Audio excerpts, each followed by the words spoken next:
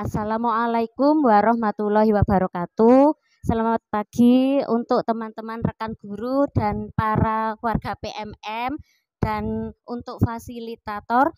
Dari hari ini saya akan melakukan aksi nyata yaitu dengan tema modul ajar yang keenam, bagaimana melaporkan pembelajaran yang menguatkan transisi PAUD ke SD. Jadi hari ini kita diskusi mengenai asesmen sumatif, yaitu bentuk instrumennya seperti apa. Nah, ini jadi saya punya rencana pada asesmen sumatif. Yang pertama yaitu pada kegiatan karya seni rupa, seni budaya, yaitu membuat kolase.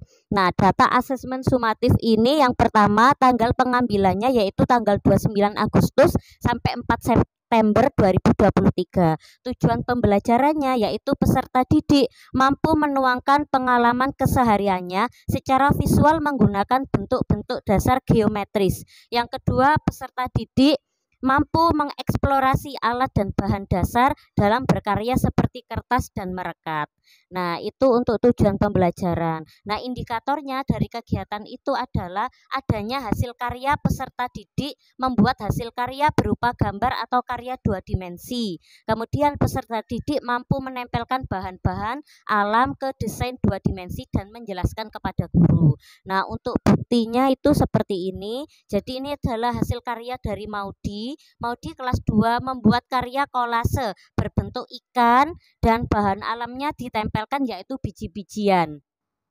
Nah, untuk kolase ini menggunakan biji jagung, biji kacang hijau, dan biji kacang kedelai. Kemudian Maudi menjelaskan kepada guru mengapa memilih bahan alam tersebut dan langkahnya itu seperti apa. Nah, untuk asesmen kedua yaitu observasi atau checklist, yaitu pada bahasa Indonesia tanggal pengambilannya yaitu 3 Agustus sampai 29 Agustus.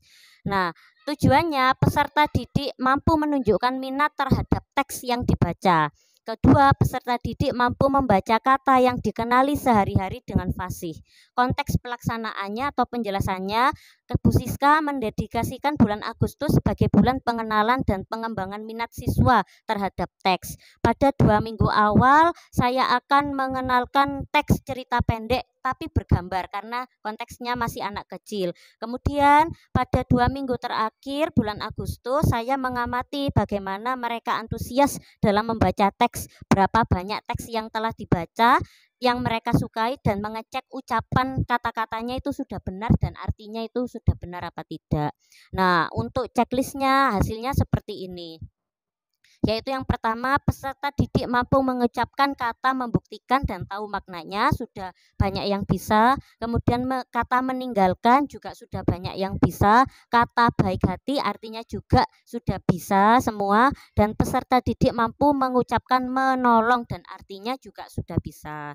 Nah, dari sini di bawahnya yaitu saya akan menjelaskan langkah-langkahnya. Jadi langkahnya untuk yang hasil karya ini dimulai tanggal 29 Agustus sampai 4. Kemudian yang pertama tanggal 29 Agustus itu mereka menyimak penjelasan guru apa itu kolase. Kemudian tanggal 30 Agustus mereka menyimak video yaitu bentuk-bentuknya kolase dan cara menempelkannya seperti apa atau cara mengerjakan. Tanggal 31 Agustus mereka melihat hasil karya kakak kelas yang lalu. Jadi mereka punya referensi. Kemudian tanggal 1 sampai 3 mereka mempersiapkan alatnya yaitu selama 3 hari, baru tanggal 4 mereka membuat kolase di kelas. Begitu bersama teman-temannya. Ya, ini berikut adalah cara-caranya. Mungkin dari sini ada teman-teman yang ingin bertanya. Nggih. Nggih. Nggih. Ya, kenapa saya memilih teknik asesmen tersebut? Karena asesmen sumatif yang saya pilih yang pertama adalah seni budaya, seni rupa hasil karya, karena dapat melatih siswa untuk teliti dan telaten dalam menghadapi persoalan karena kegiatannya menempel-nempel biji. Jadi kalau nggak teliti pasti tidak rapi.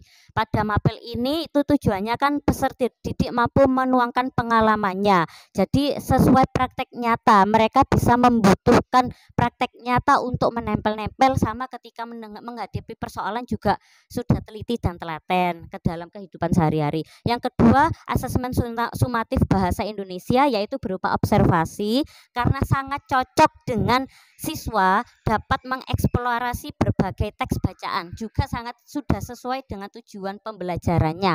Jadi asesmen ini tanpa mereka harus dibatasi guru teksnya bebas, yang penting bergambar bagus, dan kalau mereka sudah paham, minatnya sudah ada, maka bacaannya pasti akan semakin bertambah, maka ilmunya juga semakin banyak yang masuk. Mungkin ada teman-teman yang ingin bertanya lagi.